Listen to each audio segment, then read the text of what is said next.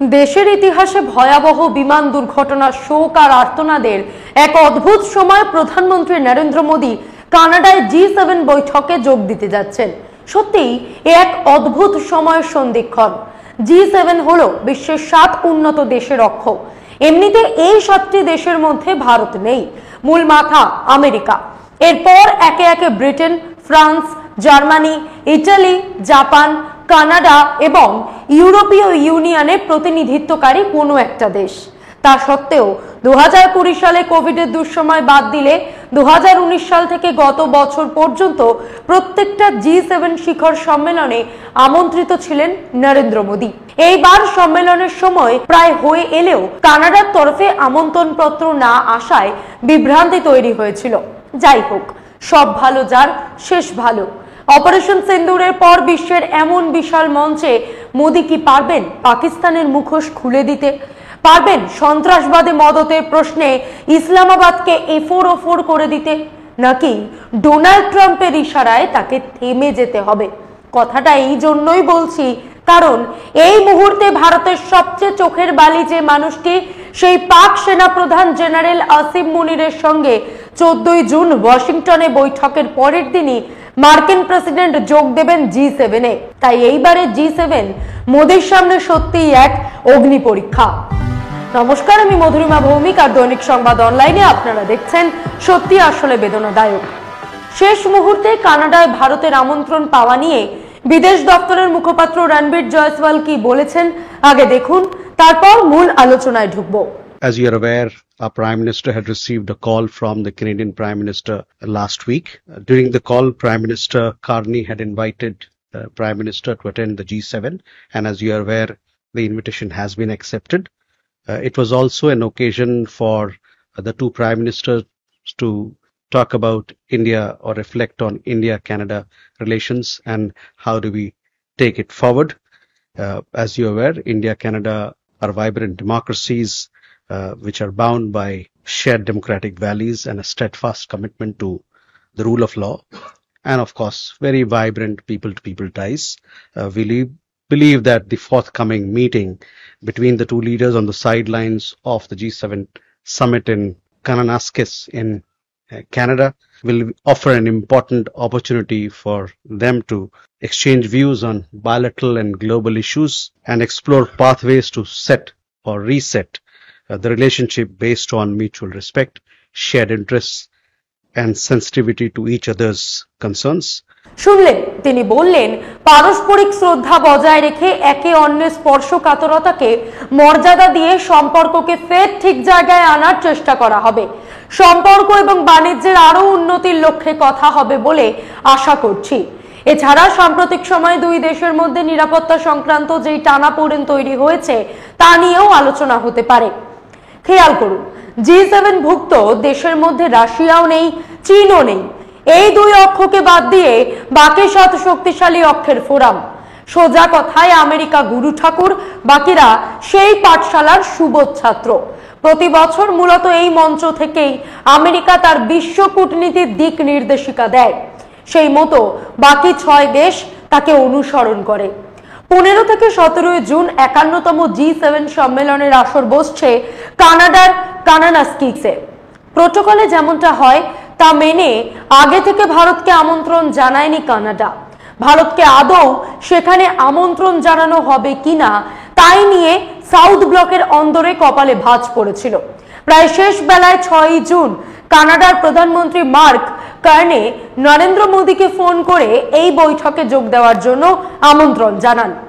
G7 এর সদস্য 7 দেশের মধ্যে ভারত না থাকলেও রীতি অনুযায়ী এই জোটের বাইরে থাকা কোনো দেশকেও বৈঠকে যোগ দেওয়ার আহ্বান জানাতে পারে এবং সেটা জানাতে পারেন একমাত্র আয়োজক দেশের রাষ্ট্রপ্রধান। কি কারণে তিনি মোদীকে আমন্ত্রণ জানাচ্ছেন কানাডার সংবাদ মাধ্যমের সামনে তার ব্যাখ্যাও দিয়েছেন কার্নে। শুনুন কি বলেছেন তিনি। Let's put the two aspects in context. First is we are in the role, Canada is in the role of the G7 chair, and in those discussions, as agreed with our G7 colleagues, include important discussions on energy security, on digital future, critical minerals, amongst others, and partnerships actually in building infrastructure in the emerging and developing world. There are certain countries that should be at the table for those discussions, and in my capacity as G7 chair, in consultation with others, some others, make those determinations. India, the fifth largest economy in the world, effectively the most populous country in the world, central to a number of those supply chains, at the heart of a number of those supply chains, so it makes sense. And in addition, bilaterally, we have now agreed, importantly, to continued law-to-law enforcement dialogue. So there's been some progress on that. It recognizes issues of accountability. I extended the invitation to Prime Minister Modi in that context, and he has accepted. বলেছেন ভারত বিশ্বের পঞ্চম বৃহত্তম অর্থনীতির দেশের পাশাপাশি বিশ্বের সর্বাধিক জনবহুল দেশ। তাছাড়া বিশ্বের সাপ্লাই চেইন বা পণ্য বন্টন ব্যবস্থার ক্ষেত্রেও ভারতের ভূমিকা গুরুত্বপূর্ণ। বৈঠকের আলোচ্যসূচি সম্পর্কে কারণে মোদীকে জানান G7 বৈঠকে শক্তি, নিরাপত্তা, ডিজিটাল ব্যবস্থার ভবিষ্যৎ, গুরুত্বপূর্ণ খনিজ পদার্থ নিয়ে আলোচনা হবে। আলোচনা হবে উন্নয়নশীল দেশগুলিকে আরো বেশি সহযোগিতা করার বিষয়েও। কেউ পাল্টা বলতে পারেন এ তো ধোনির বাড়ির সন্তান, যেভাবে পাড়ার টুর্নামেন্টের ম্যাচে প্রথম একাদশে জায়গা পায়, ভারতকেও সেই কারণেই ডাকা হলো। ভারতকে আমন্ত্রণ জানানো হলো কেন? না, আমাদের পণ্য বন্টন ব্যবস্থার ক্ষেত্রে গুরুত্বপূর্ণ ভূমিকা রয়েছে। আমন্ত্রণ জানানো হলো কেন?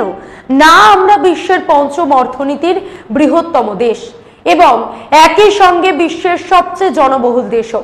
তাহলে G7-এ ভুক্ত না হওয়া সত্ত্বেও ইউক্রেনকে কি যোগ্যতায় ডাকা হয়েছে?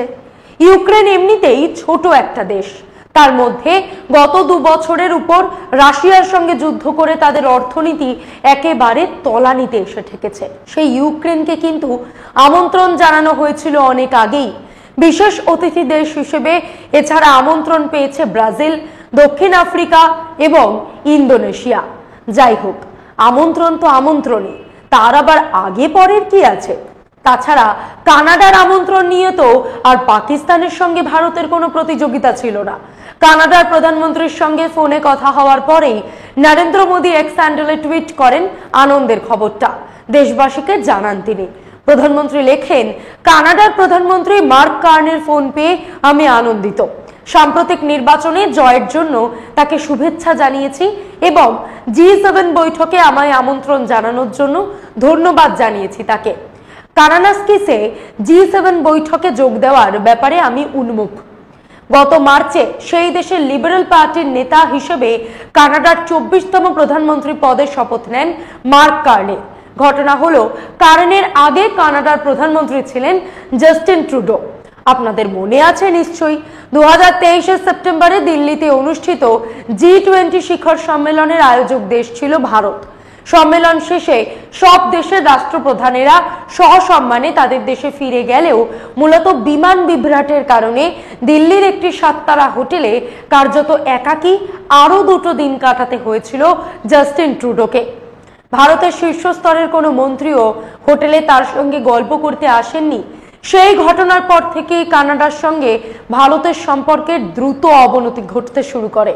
ঘটনাচক্রে তার মাস কয়েক আগে কানাডায় আততায়ীদের গুলিতে নিহত হন ভারতে নানা সন্ত্রাসবাদী ঘটনায় অভিযুক্ত প্রথম সারির খালিস্তানি নেতা, খালিস্তানি টাইগার ফোর্সের অন্যতম মুখ হরদীপ সিং নির্জর। সেখানে একটি গুরুদ্বারের সামনে পার্কিং লটে গাড়িতে বসে থাকা নির্জরের শরীরে খুনিরা 34টি গুলি করেছিল। এই ঘটনা কানাডার শিখদের রাতারাতি বিদ্রোহী করে তোলে। নানান শহরে উত্তেজনা, অবরোধ, ভাঙচুর শুরু হয়। জাস্টিন ট্রুডো সরকার অভিযোগ করে ভারতের গুপ্তচর সংস্থা এই কুকর্মের সঙ্গে প্রচ্ছন্নে জড়িয়ে রয়েছে। কানাডা আরো দাবি করে এই ব্যাপারে তাদের হাতে বিশ্বাসযোগ্য তথ্য রয়েছে। ভারত কড়া প্রতিক্রিয়া দিয়ে অভিযোগ খণ্ডন করে। নির্জর একাই নন, 2023 সেপ্টেম্বরে কানাডার গুলিতে নিহত হন খালিস্তানি টাইগার ফোর্সের আরেক নেতা সুখদুল সিং। এরপরে 2024 6 ডিসেম্বর কানাডায় গুলিতে খুন হন হর্ষদীপ সিং আটচাল নামে 20 বছরের এক শিখ ছাত্র। প্রতিবারই ট্রুডোর অভিযোগের তীর ঠেকেছে নয়া দিল্লির দিকে। ভারতের সঙ্গে কানাডার সম্পর্কটা অনেকটা পাহাড়ি ওয়েদারের মতো, এই রোদ এই মেঘলা। 50-এর দশকে নেহেরুর আমলে নাগরিক ব্যবহারের জন্য ভারতকে পরমাণু বিদ্যুৎ তৈরির সরঞ্জাম দেয় কানাডা। আবার 1974 সালে ইন্দিরা জামানায় ভারত পরমাণু বোমা তৈরির জন্য তাদের প্রযুক্তি ব্যবহার করলে সম্পর্কে অবনতি হয়। সংকট আরো বাড়ে যখন কানাডা থেকে ওড়ার পর খালিস্তানি সন্ত্রাসবাদীরা কনিষ্ক নামে এয়ার ইন্ডিয়ার একটি বিমানকে মাঝ আকাশে উড়িয়ে দেয়। আবার 2010 সালের সম্পর্কে ফের মোড় ঘোরে যখন পরীক্ষামূলক পারমাণবিক বিস্ফোরণের জন্য ভারতের উপর পশ্চিমের দেশগুলোর নিষেধাজ্ঞা উঠে যায়। ভারত এবং কানাডা পরমাণু শক্তি উৎপাদনে সহযোগিতা বিষয়ে চুক্তি করে, বাণিজ্য চুক্তিও স্বাক্ষরিত হয়। তবে ট্রুডোর আমলে সম্পর্কের অবনতির মূল কারণ ছিল কানাডার প্রবাসী শিখদের মধ্যে সবচেয়ে বেশি ভারত বিরোধী সন্ত্রাসবাদী অংশকে খোলাখুলি সমর্থন করছিল ট্রুডো সরকার। আবার দেখুন, আমেরিকার বুকে খালিস্তান আন্দোলনের অন্যতম নেতা গুরুপদবন্ত সিং পান্নুন, যাকে নিয়ে ভারতের বিস্তর অ্যালার্জি, এবং সেটাই স্বাভাবিক, সেই পান্নুন গত জানুয়ারিতে ডোনাল্ড ট্রাম্পের শপথ গ্রহণ সমারোহে আমন্ত্রিত ছিলেন। সেদিন একই প্রেক্ষাগৃহে 47তম মার্কিন প্রেসিডেন্টের শপথ গ্রহণের সাক্ষী ছিলেন ভারতের বিদেশমন্ত্রী জয়শঙ্কর এবং ভারতের চক্ষুশূল পান্নুন। কানাডার বিশাল সংখ্যক শিখ সম্প্রদায়ের মানুষের বসবাস, আদতে যাদের শিকড় ভারতেই ছিল। বিশেষত ইন্দিরা গান্ধীর হত্যা পরবর্তী সময় ভারতের শিখ সম্প্রদায়ের একটা বড় অংশ কার্যত রাষ্ট্রীয় মদতে সন্ত্রাসের হাত থেকে পালিয়ে বাঁচতে কানাডায় পাড়ি দিয়েছিলেন। ভারত যতবার কানাডার কাছে সেই দেশে খালিস্তানিদের কীর্তিকলাপে রাশ টানার কথা বলেছে, ততবার কানাডা পাল্টা যুক্তি দিয়ে বলেছে খালিস্তান সমর্থকেরা হিংসাত্মক কার্যকলাপে জড়িত নয়, তাই তাদের কাজকর্ম সেই দেশের গণতন্ত্রকে আঘাত করছে না। অবশ্য খালিস্তানপন্থীদের তুষ্ট না রেখে উপায়ও ছিল না ট্রুডোর, কারণ তার সরকার ছিল সংখ্যালঘু। ট্রুডোর বিদায়ের পরে কার্নের আগমনে তাই স্বভাবতই খুশি হয়েছে ভারত। তবে কার্নে এমন শেষ বেলায় মোদিকে ফোন করে আমন্ত্রণ জানালেন কেন? আজ আর সেই বিতর্কে ঢুকছি না। কানাডা ছেড়ে এবার আসি G7 ভুক্ত দেশ না হয়েও গত 5-6 বছর ধরে এই ফোরামে ভারতকে আমন্ত্রণের একটা বড় কারণ ভারতের দানবাকৃতির বাজার। সর্বাধিক অস্ত্র আমদানি করে যে দেশ, তার নাম ভারত। তাই নানান দেশের অস্ত্র নির্মাতারা ভারতের সঙ্গে কারবারে উৎসাহী। ভারত যেহেতু দক্ষিণ এশিয়ার সর্ববৃহৎ দেশ, তাই তাদের ভূ রাজনীতির সঙ্গে বাণিজ্যিক স্বার্থ বেশি খাপ খেয়ে যায়। কেবল এশিয়া নয়, বিশ্ব রাজনীতিতেও ভারতের গুরুত্ব ক্রমশ বাড়ছে। ভারত বিশ্বের চতুর্থ বৃহত্তম অর্থনীতি হয়ে ওঠার দোরগোড়ায় দাঁড়িয়ে রয়েছে। অর্থনীতির বহর যত বেড়েছে, আমাদের অস্ত্র কেনার পরিমাণও বেড়েছে। 2000 সালে অস্ত্র কেনার বরাদ্দ ছিল 300 কোটি আমেরিকান ডলার, এখন তা প্রায় 1900 কোটি ডলার। নিকট ভবিষ্যতে এটা 15,000 কোটি ডলার ছাড়াতে পারে। তাই নানান দেশের সঙ্গে অনেক গুরুতর বিষয়ে মতান্তর থাকলেও ভারতের সঙ্গে সম্পর্ক খারাপ করার ঝুঁকি কোনো দেশ নিতে চায় না। এই কারণেই ভারতের বিদেশ নীতিতে একটা স্বাতন্ত্র্য সুরক্ষিত রয়েছে। কৌশলগত সিদ্ধান্তের জমি আরো বিস্তৃত হয়েছে। নিজের খুশি মতো সহযোগী নির্বাচনের ক্ষমতা বজায় থেকেছে ভারতের হাতে। এই জায়গাটা সত্যি লক্ষণীয় যে রাশিয়া ভারতের সর্বাপেক্ষা বড় অস্ত্র সরবরাহকারী দেশ হলেও কূটনীতির নিরিখে আমেরিকার সঙ্গে ভারতের সম্পর্কের গুরুত্ব সবচেয়ে বেশি। খানিকটা এই কারণেই ইউক্রেন আক্রমণের পর রাশিয়াকে কোণঠাসা করার জন্য যেই চাপ দিয়েছিল পশ্চিমের দেশগুলো, ভারত তাকে প্রতিহত করতে পেরেছে। তবে এটাও একেবারে সত্যি, ভারতের সেই স্বাতন্ত্র টাল খেয়ে গেছে দ্বিতীয় দফায় ট্রাম্প প্রেসিডেন্ট হওয়ার পর। ব্রাজিল, মেক্সিকো, কলম্বিয়ার মতো দেশ আমেরিকা থেকে তাদের নাগরিকদের শেকল পরিয়ে ফেরত পাঠানো নিয়ে প্রতিবাদ জানালেও মোদি কোনো প্রতিবাদ করেননি। ভারত থেকে মার্কিন মুলুকে পড়তে যাওয়া একাধিক ছাত্রের সঙ্গে পশুর মতো আচরণ করা হয়েছে। ওই সব ভিডিও সমাজ মাধ্যমে ছড়িয়ে পড়েছে। পড়ুয়া মহলে ছিচিৎকার উঠেছে। ট্রাম্প ভারতীয় পড়ুয়াদের জন্য আমেরিকায় স্টুডেন্ট ভিসায় নিষেধাজ্ঞা আরোপ করেছেন, তবে টু শব্দ করেনি ভারত। মোদির এই নীরবতা বহু দেশবাসীকে হতাশ করেছে। সংশয় তৈরি হয়েছে, এই কি প্রধানমন্ত্রী কথিত নিউ নরমাল? ভারতকে চরম অস্বস্তিতে ফেলে ট্রাম্প ইঙ্গিত দিয়েছেন ভারতীয় উপমহাদেশে তিনি নাকি এক শক্তিশালী সবল নেতৃত্বের সন্ধান পেয়ে গেছেন, আর সেটা নাকি পাকিস্তান। দিন দুয়েক আগেই ফক্স নিউজকে দেওয়া সাক্ষাৎকারে ওয়েস্টার্ন নেতৃত্বের গুণগান করেছেন ট্রাম্প। বলছেন পাকিস্তানের এই সবল নেতৃত্ব তার কথায় সায় দিয়েই যুদ্ধবিরতি করতে সম্মত হয়েছিল। ট্রাম্পের পাক প্রেমের সর্বশেষ সংযোজন আমেরিকার 250তম সেনা দিবসে, যার পোশাকি নাম ইউএস আর্মি ডে, আগামীকাল যা অনুষ্ঠিত হবে ওয়াশিংটনে। সেখানে বিশেষ অতিথি হিসেবে উপস্থিত থাকবেন পাকিস্তানের সেনাপ্রধান আসিম মুনির।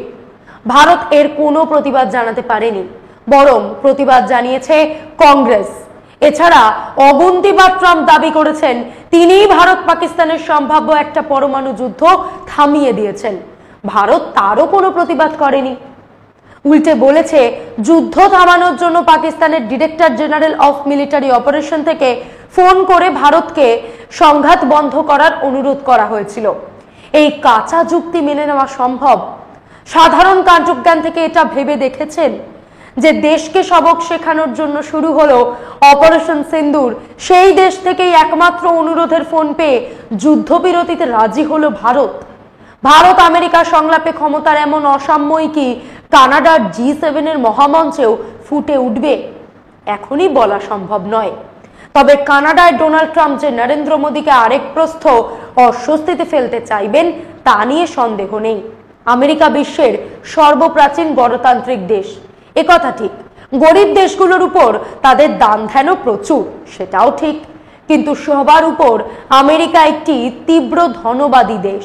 বাণিজ্য সেই দেশের চালিকা শক্তি এবং মূল উদ্দেশ্য। ট্রাম্পের আমন্ত্রণে গত ফেব্রুয়ারিতে মোদির দুদিনের ওয়াশিংটন সফরের পরেই এটা পরিষ্কার হয়ে যায় যে ভবিষ্যতে আমেরিকার থেকে আমাদের আরো বেশি অস্ত্র কিনতে হবে, আরো বেশি তেল আমদানি করতে হবে, যাতে আমেরিকাই ভারতের সবচেয়ে বড় তেল যোগানদার হয়ে ওঠে এবং আমেরিকার পণ্যের জন্য আরো বেশি খুলে দিতে হবে ভারতের বাজার। বিনিময়ে আমেরিকা ভারতে তাদের সামরিক উৎপাদনের কিছু কারখানা খুলবে।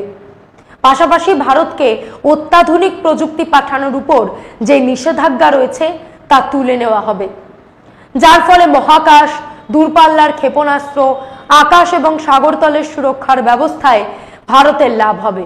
এছাড়া ইলন মাস্ক ভারতে টেসলার কারখানা খুলবে। ইলনের স্যাটেলাইট নির্ভর নেট পরিষেবা স্টারলিংক তো জিও আর এয়ারটেলের সঙ্গে জোট বেঁধে ভারতে চালু হলো বলে। মোদ্দা কথা, ভবিষ্যতে ভারতকে আরো বেশি অস্ত্র কিনতে হবে আমেরিকার থেকে। আমেরিকা থেকে আমাদের অস্ত্র আমদানি বাড়তে শুরু করে 2008 থেকে, যেই বছর ভারত আমেরিকা আণবিক চুক্তি স্বাক্ষরিত হয়। আর সেই কারণেই প্রথম ইউপিএ সরকারের উপর থেকে সমর্থন তুলে নেয় সিপিএম সহ বামেরা। তখন থেকে আমেরিকার থেকে ভারত কিনছে সামরিক পরিবহনের বিমান, নৌবাহিনীর বিমান, ভারী ওজন বহনে সক্ষম হেলিকপ্টার, আক্রমণ সমর্থ হেলিকপ্টার, জাহাজ ধ্বংসকারী ক্ষেপণাস্ত্র হারপুন, হাউইটজার কামান, চালকহীন ড্রোন রিপার সহ নানান অস্ত্রশস্ত্র। এখনো অবধি ভারত আমেরিকার থেকে 2000 কোটি আমেরিকান ডলারের অস্ত্র কিনেছে। গত ফেব্রুয়ারিতে মোদির ওয়াশিংটন সফরের সময় আরো দুটি চুক্তি সই করেছে ভারত। একটি সামরিক অংশীদারি বাণিজ্য এবং প্রযুক্তিতে গতি আনার চুক্তি, অপরটি ভারত আমেরিকা প্রতিরক্ষা চুক্তি, যার মেয়াদ 10 বছর। কিছুটা ইতিহাসে যাই। গত শতাব্দীতে প্রায় 4 দশকের শীতল যুদ্ধের কালখণ্ডে ভারত অস্ত্রের যোগানের জন্য প্রধানত সোভিয়েত ইউনিয়নের উপর নির্ভর করেছে।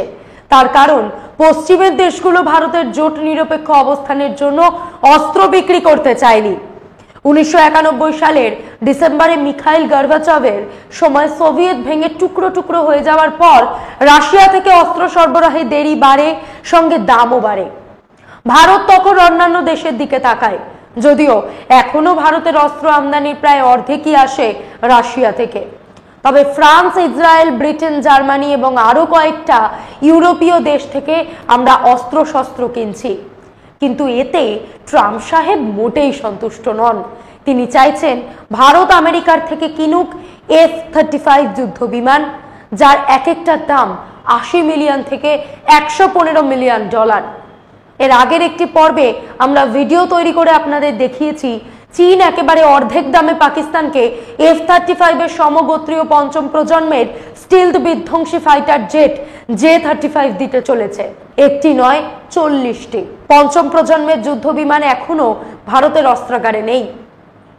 তবে আমেরিকার F-35 চীনের J-35 এর চেয়েও আরো উন্নত, আরো সর্বাধুনিক, আরো বিধ্বংসী। লকহিড মার্টিন কোম্পানির তৈরি একটা F-35 ফাইটার জেটের কার্যসীমা 66 বছর। শুধু কিনলেই তো হবে না, এই 66 বছর সময় জুড়ে সেগুলির রক্ষণাবেক্ষণ, নিয়মিত আপগ্রেড করার খরচ ধরে মোট চুক্তির অঙ্ক বিপুল, 170 লক্ষ কোটি ডলার। ভারতীয় টাকায় এটা কত হিসাব করতে গেলে সব তালগোল পাকিয়ে যাবে।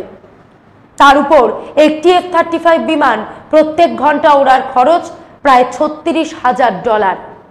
ভারত এখনো অবধি F-35 বিমান কেনার অঙ্গীকার করেনি, কিন্তু আগামী কয়েক মাস ট্রাম্প ভারতকে রাজি করানোর সব রকম চেষ্টা চালাবেন, এটাই প্রত্যাশিত। এই চাপ তিনি কানাডায় G7 সম্মেলনেও মোদির মাথায় চাপাতে পারেন। সেই ক্ষেত্রে মোদি কিন্তু পড়বেন শাখের করাতের সামনে, কারণ এই বছর রুশ প্রেসিডেন্ট ভ্লাদিমির পুতিনের ভারত সফরে আসার কথা। মাথায় রাখতে হবে, তৃতীয়বার প্রধানমন্ত্রীর আসনে বসার পর মোদির প্রথম দ্বিপাক্ষিক সফর ছিল রাশিয়ায়, যা নিয়ে যথেষ্ট প্রচারও হয়েছিল। মোদি এবং পুতিনের পরস্পর আলিঙ্গনের ছবিও প্রকাশিত হয়েছিল। মোদিকে সেই সময় তাদের দেশের সর্বোচ্চ অসামরিক সম্মানে ভূষিত করে মোদিকে এক বিশেষ ধরনের হার পরিয়ে দিয়েছিলেন পুতিন স্বয়ং। এখনো অবধি মোদি সরকার দুদিক ব্যালেন্স করে চলছে। G7 এ মোদির পাশে পুতিন থাকবেন না থাকবেন ট্রাম্প? মোদি কি মেসির মতো ম্যাজিক দেখাতে পারবেন, নাকি ওয়াশিংটনের পাগলা দাসুর সঙ্গে কম্প্রিহেন্সিভ গ্লোবাল স্ট্র্যাটেজিক পার্টনারশিপ বজায় রাখার চোকাতে হবে ভারতকে?